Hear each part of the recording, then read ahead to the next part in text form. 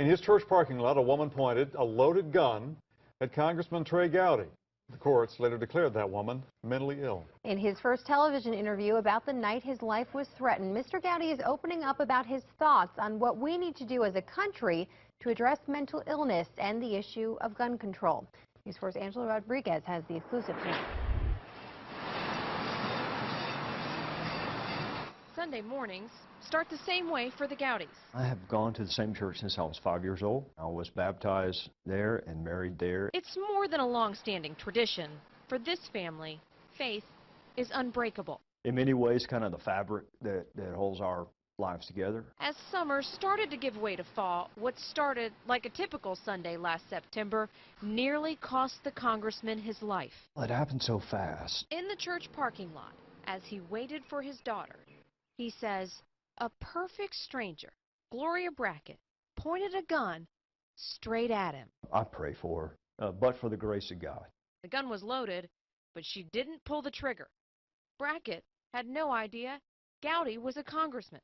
So I tried to reason with her and say, you know, you have me confused with someone. And he had no way to know about her illness. She does not know the difference between right and wrong. After she was arrested, the courts declared Brackett incompetent to stand trial.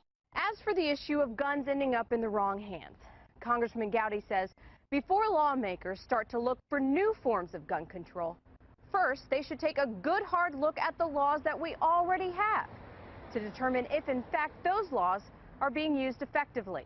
All 50 states have crimes against the mentally ill possessing firearms.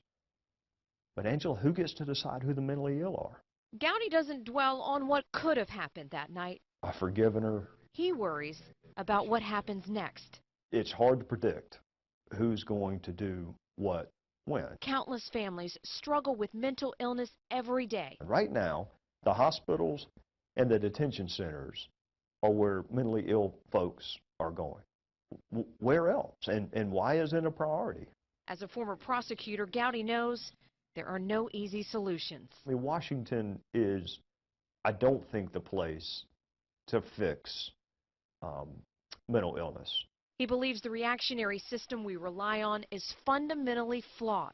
When you're calling the coroner, something has already gone tragically wrong.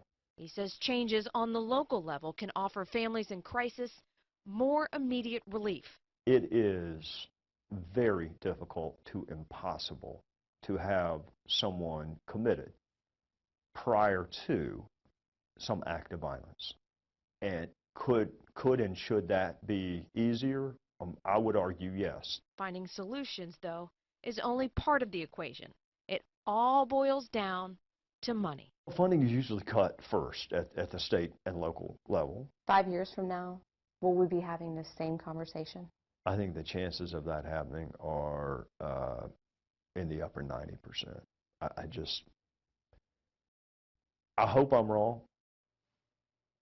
That was Angela Rodriguez reporting for us. Gloria Brackett, the woman that threatened to kill Mr. Gowdy, was recently sentenced to the state mental hospital for a period of no less than 180 days.